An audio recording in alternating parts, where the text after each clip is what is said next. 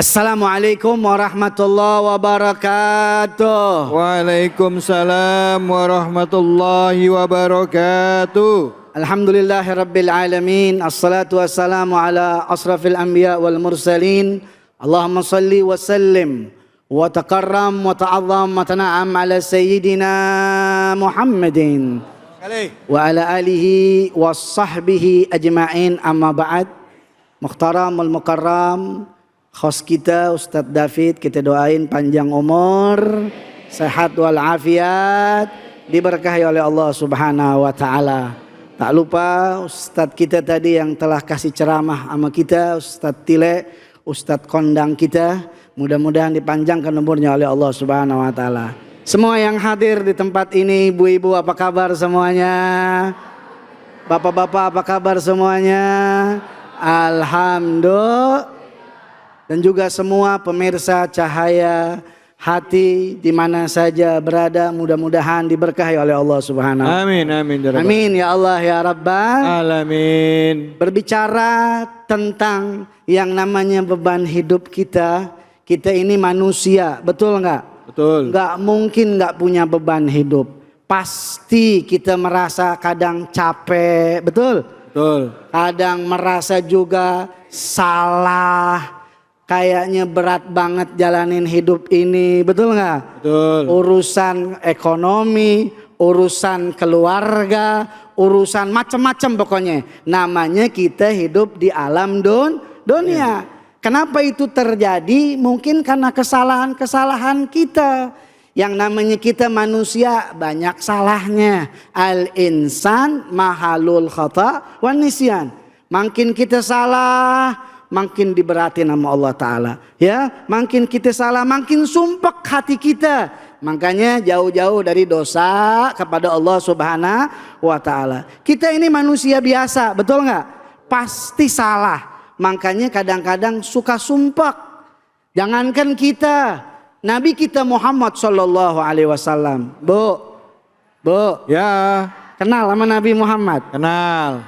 Kenal di mana? Namanya doang. Tapi alhamdulillah guru-guru kita kadang-kadang kasih tahu, betul nggak?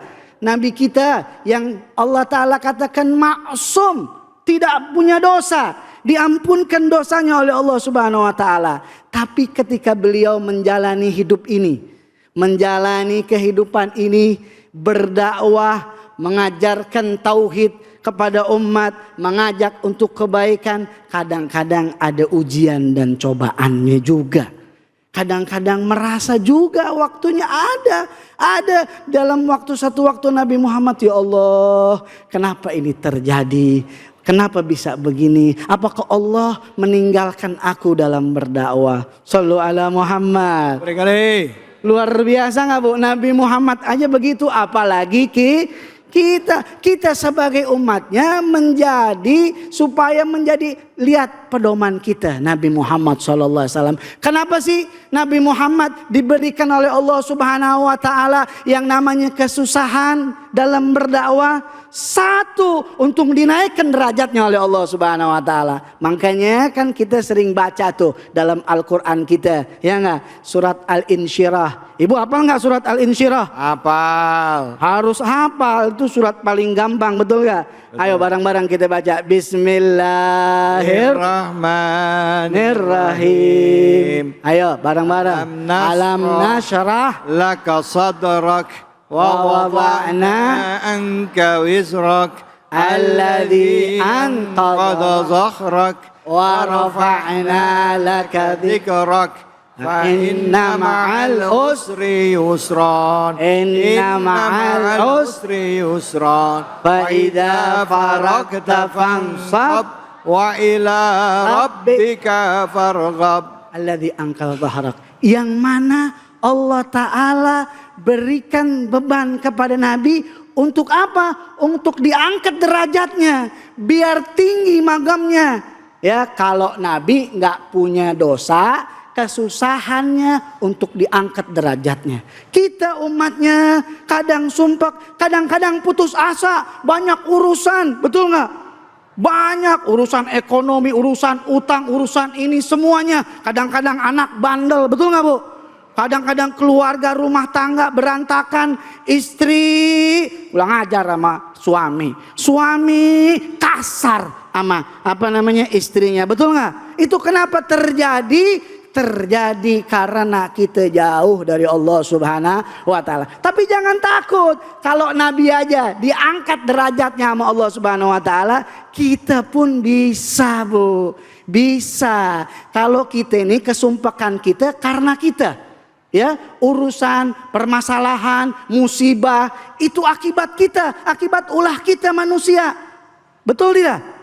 Nah, kalau begitu bagaimana caranya supaya kita ini diselesaikan dari permasalahan kita? Betul nggak? Pengen nggak selesai masalahnya? Pengen nggak? Jangan lari ke tempat yang lain, lari kepada Allah Subhanahu wa Ta'ala, minta kepada Allah Subhanahu wa Ta'ala. Dalam hadis dikatakan kita manusia ini punya salah banyak, tapi hadis juga mengatakan wa'at bi isai'atil hasanat tamhuha. Ayo perbaiki kejelekan-kejelekan itu dengan kebaikan. Kalau ente mau tenang hati, buat baik. Banyak-banyak zikir sama Allah Subhanahu wa Ta'ala. Kalau ente pengen tenang hatinya nih, hatinya lapang, masukin cahaya ke dalam hati. An-nur idza dakhalal galab in fatah wan syarah. Cahaya kalau sudah masuk ke dalam hati, insya Allah menenangkan. Beban hidup insya Allah akan hilang, terasa nikmat.